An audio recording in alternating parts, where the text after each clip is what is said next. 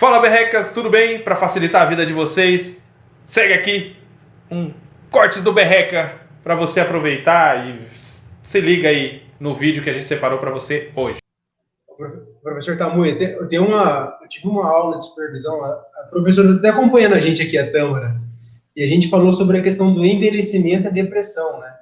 E como o desamparo aprendido também se encaixa nos quadros depressivos, né? Você falou na sua fala, e as pessoas tendem a ver os idosos como crianças em alguns pontos, acabam tirando todas as atividades que eles possam fazer. Então, ao invés de adaptar o ambiente para que eles possam se comportar e obter reforçadores, tiram todas as possibilidades deles obterem reforçadores do ambiente, porque eles não podem mais se comportar.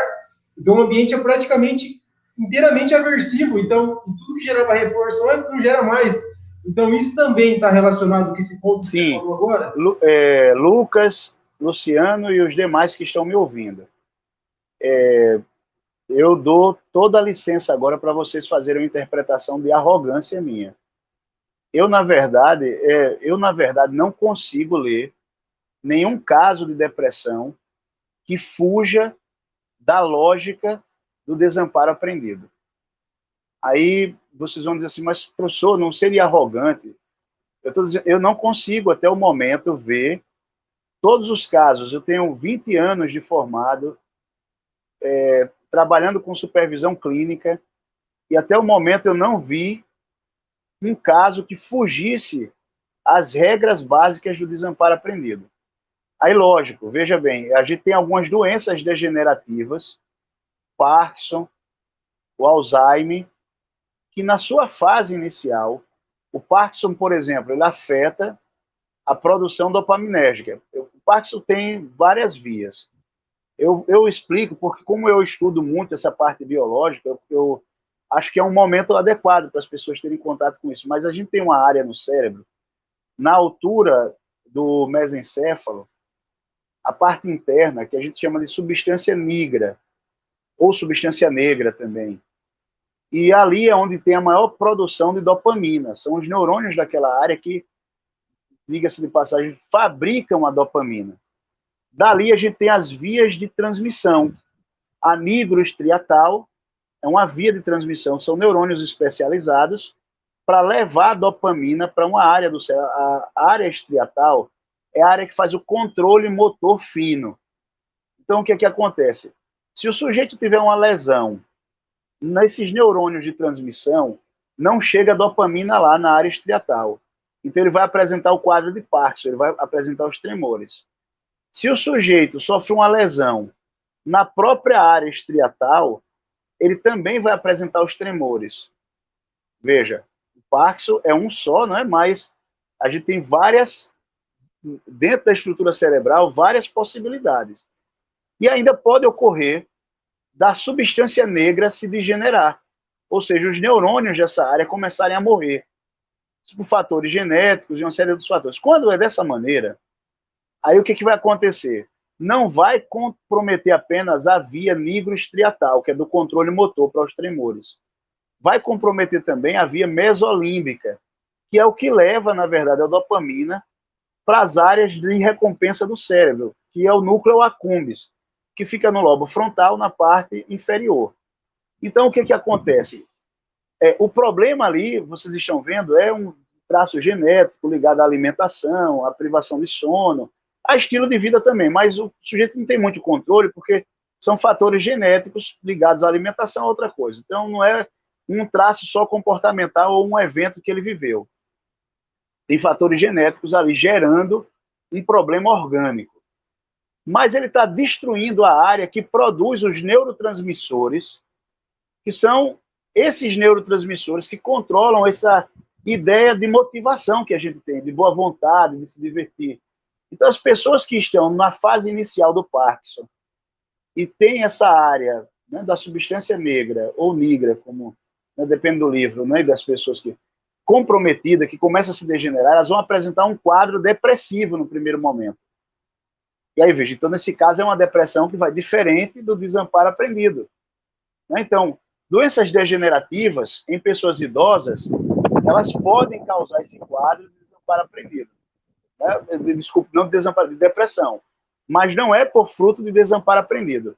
Agora, uma pessoa mais velha, eu vou colocar assim, acima dos 55 anos, que nunca passou por uma situação de desamparo aprendido, começar a apresentar agora um quadro de depressão, a gente desconfia que ele ou teve algum AVC, algum micro AVC, ou teve algum problema ligado a alguma doença degenerativa, que aí tem Parkinson, tem Alzheimer, tem alguma coisa que pode afetar, e aí mata alguns circuitos, ele vai ter que adaptar os padrões de resposta, né?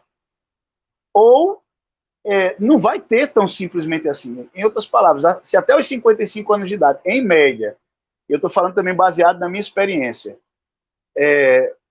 quando eu falo a minha experiência, não pense que é uma experiência só aleatória, não. Eu registro, viu, todos os casos, eu vou anotando tudo, né? Então, nesses registros que eu fiz, eu nunca encontrei uma pessoa acima de 55 anos que nunca teve um quadro anterior de depressão, apresentando depressão, que não fosse por causa orgânica de alguma doença degenerativa, certo? Deixa eu explicar bem por quê. Porque, veja, se eu sou jovem e passo por quadros de desamparo, de uma gaiola de choque dessas, morre alguém, eu perco a família, perco o emprego, eu não acho solução para isso, mais do que natural, então, que se instale ali um sistema que, em outro momento, quando eu tenho a resposta, eu não consiga dar respostas. Mas se eu já tenho 55 anos, com 55 anos, todo mundo já teve problemas graves, pelo menos a maior parte das pessoas, quase totalidade. Então o cara conseguiu desarmar a gaiola de choque dele, que ele não ficou preso antes. É muito difícil que agora, ao acontecer um novo cenário, ele não tenha pelo menos a habilidade de dizer assim, olha, eu não consigo resolver agora, mas eu vou me planejar e lá na frente eu vou encontrar uma resposta para isso. Em outras palavras, eu estou dizendo, se o desamparo aprendido não for a fórmula melhor para explicar a depressão, a única outra fórmula que a gente tem será o caso de doenças orgânicas. A Maria Helena Rosinker, que eu admiro muito, que eu leio bastante ela, a Rosinker, que é uma pesquisadora da USP, que escreve muito sobre desamparo aprendido, ela apresenta alguns conceitos diferentes, falando sobre a gestação e algumas depressões pós-parto. O que eu particularmente tenho observado, e ainda não tenho registros suficientes para fazer uma publicação pancada, mas o que eu tenho observado até o momento é que as pessoas que apresentam o quadro de depressão pós-parto, de alguma forma, se encaixam no modelo que o Luciano falou aqui. Ou não, elas até podem ter se preparado para ser mãe, mas não se prepararam para as dores que vêm junto à ideia de ser mãe, entendeu? Assim, que é quando você vai amamentar, por exemplo, você tem que parar um longo período, entendeu? Fica privado de uma série de coisas sociais, você tem que cuidar daquele novo ser ali, você percebe que tem alguém que é dependente de você, e aí você perde a sua liberdade, de certa maneira. Então, as pessoas, de alguma maneira, nunca lidaram com isso. E quando se deparam com essa situação, por não ter resposta, é muito natural que, se o organismo já tem alguma base ali de desamparo, isso novamente reapareça. Então, eu estou colocando dessa maneira, é o que eu aposto. Por isso que eu dei autorização de todos vocês me verem como arrogantes.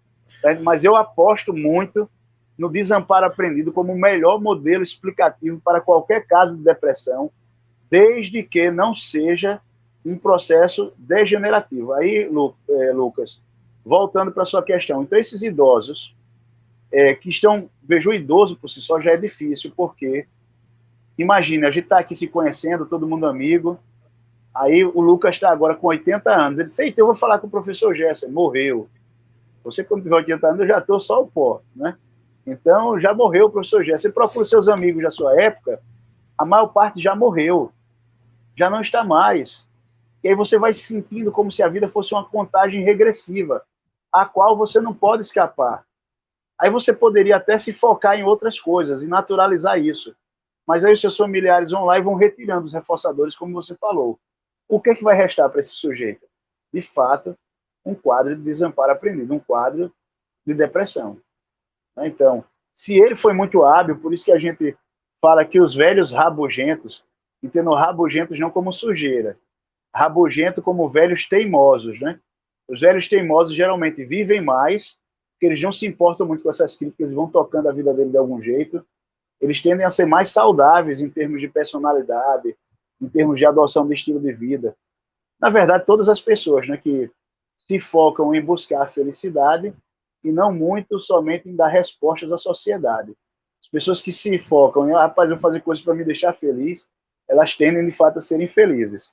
As pessoas que ficam muito preocupadas somente da satisfação social, a tendência, em algum momento, ficar pesada a vida para elas.